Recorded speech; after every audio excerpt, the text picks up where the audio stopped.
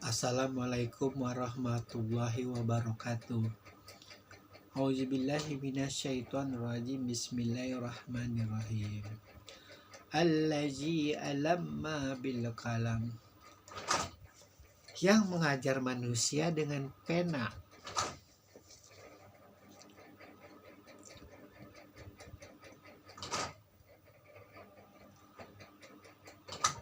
Mengajarkan manusia dengan pulpen, dengan pena, dengan potlot. Di saat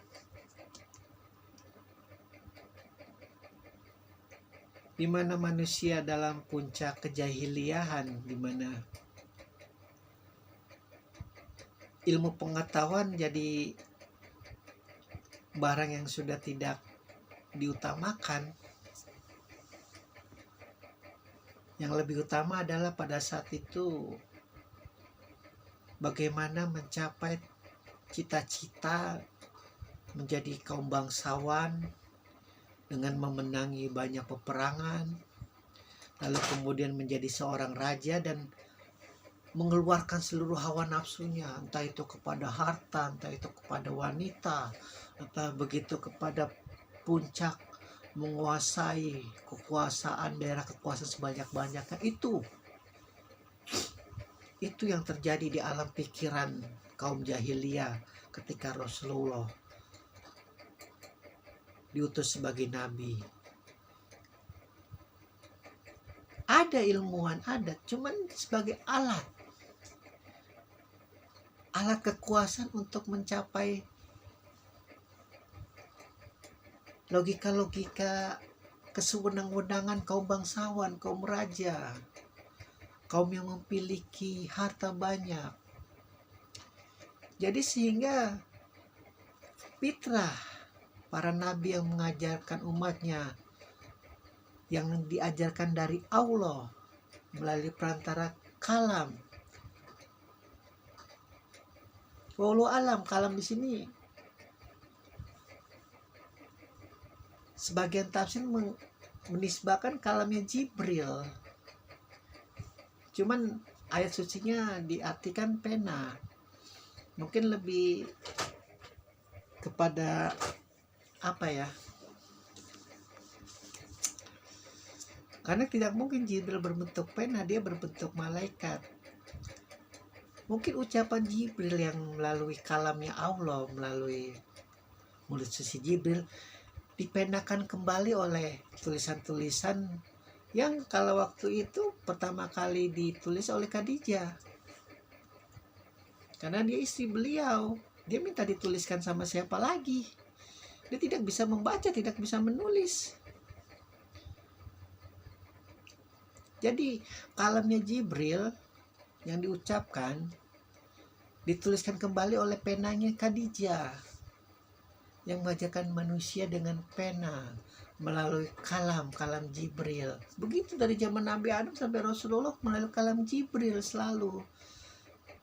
Makanya Jibril itu ibaratnya kalau kita main guyon-guyonan tuh malaikat yang paling keren, paling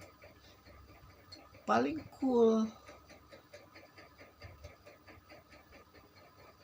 Karena memang tugasnya asik menyampaikan kalamnya Allah kepada Adam, Nabi Syed, Nabi Nuh, Nabi Ibrahim, Nabi Musa, Nabi Isa, Nabi Muhammad. Begitu terus kerjaannya, membuat kitab yang sampai kepada puncaknya ketika Rasulullah gundah gulana. Apakah Al-Quran akan bernasib sama seperti Taurat, seperti Zabur, seperti Injil yang diacak-acak oleh umatnya setelah nabinya meninggal? Nah, baru malaikat Jibril bersaksi, oh tidak. Karena kau nabi yang tidak mudah untuk mengajak umat. Bukannya berarti menistakan nabi-nabi sebelumnya, karena memang memiliki keistimewaan masing-masing. Dan Muhammad tuh kalau disakitin, oh nggak apa-apa, maafin aja, karena dia tidak tahu. Kalau dia tidak tahu, dia tidak akan melakukan hal itu.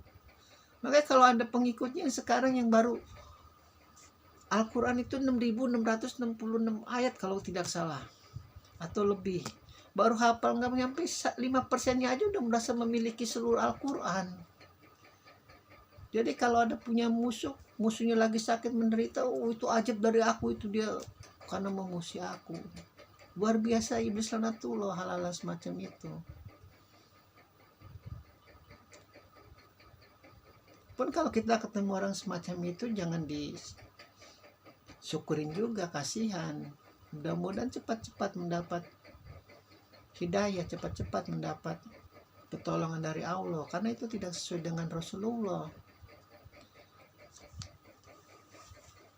Jadi kalam di sini sebenarnya itu mulutnya Jibril dari Adam sampai Muhammad. Cuman mungkin penanya Allah ya penanya bentuknya malaikat Jibril. Cuman kalau penanya kita manusia ya pena tulisan, ballpoint, pilot, standar dan yang lain-lain. Itu yang akan turun temurun tuh sampai kiamat. Tetap Al-Quran dijaga, tidak akan pernah diselewengkan. Ya kalau mau diselewengkan coba saja bikin 1 ayat saja, 1 ayat, nggak usah sampai 2 ayat 3 ayat, 1 ayat diklik di internet. Di mana nih saya, kan sekarang udah zamannya bebas-bebasan, saya adalah profesor anu akan menyaingi Al-Quran, ini ayat saya yang pertama, di share aja, bisa tidak? Karena tantangan ini terus berlaku sampai akhir zaman. Tantangan Al-Quran ini bagi siapa saja yang memiliki kecerdasan tinggi, intelektual tinggi, yang mengatakan bahwa Al-Quran itu adalah hanya puisi-puisi semata dari Muhammad, tidak lebih tidak kurang. Ya nggak apa-apa, pemahaman mereka, keimanan mereka sampai di sana, ilmu keseniannya sampai di sana. Karena mungkin kurang telah lagi sirah Rasulullah, sirah para sahabat, sirah keluarganya, sirah Al-Quran, dan yang lain-lain, penjelasan nabi-nabi sebelumnya. Ditambah lagi dengan kondisi lingkungannya yang melingkupi karena lahir di keluarga yang kafir, dan ayah ibunya juga sangat membenci Islam atau bagaimana. Maka taklid buta itu sebenarnya haram. Pun saya juga bertaklid buta juga sebenarnya haram. Harus terus mencari, menggali sampai ketemu yang hakikat, paling hakikat, dan itu tidak akan pernah ditemukan. Seorang sufi yang paling luar biasa, apa sih namanya itu, kau tidak akan bisa bertemu Allah sampai kau tersesat, yang paling tersesat. Tapi justru di kesesatan itu kau ketemu Allah. Itu seorang sufi loh yang sudah menggali-gali, dan apa sih namanya, Ibnu Arabi itu siapa tuh? Ayat kata-kata sangat terkenal itu, dan dia sangat paham tentang al-hadis, tentang Al-Quran. Jadi memang jika tanpa bantuan Allah, jika tanpa bantuan Rasulullah, jika tanpa bantuan para sahabat dan keluarganya, kita tidak mungkin akan mengenal hakikat yang paling hakikat. Kita hanya berusaha mendekati. Pun kalau kita berusaha mendekati, itu artinya juga engkau berlari. Aku naik motor, kata Allah, engkau naik motor. Aku naik mobil, engkau naik mobil. Aku naik jet. Tuh kedekatan kita. Kita merangkak, dia berlari, begitu. Kalau ingin mengejar hakikat, dia yang akan nyamperin sendiri. Selama fokus kita hanya la ilaha illallah Muhammad Rasulullah, dan mengakui bahwa kalam Jibril itu yang bersaksi dari sejak zaman Nabi Adam hingga Rasulullah, dan kitab suci Al-Quran adalah dijaga sampai kiamat dari Tuhan yang paling mulia. Makanya engkau suci, karena nggak mungkin Al-Quran keluar dari orang yang pertama yang tidak suci, harus paling suci. Kalau tidak suci tidak mungkin. Begitulah teologi-teologi di seluruh agama seperti itu yang mengajarkan. Makanya jangan tebang pilih. Kita pun Islam sama, suci juga nabinya. Wallahu alam. Alhamdulillahirabbil alamin.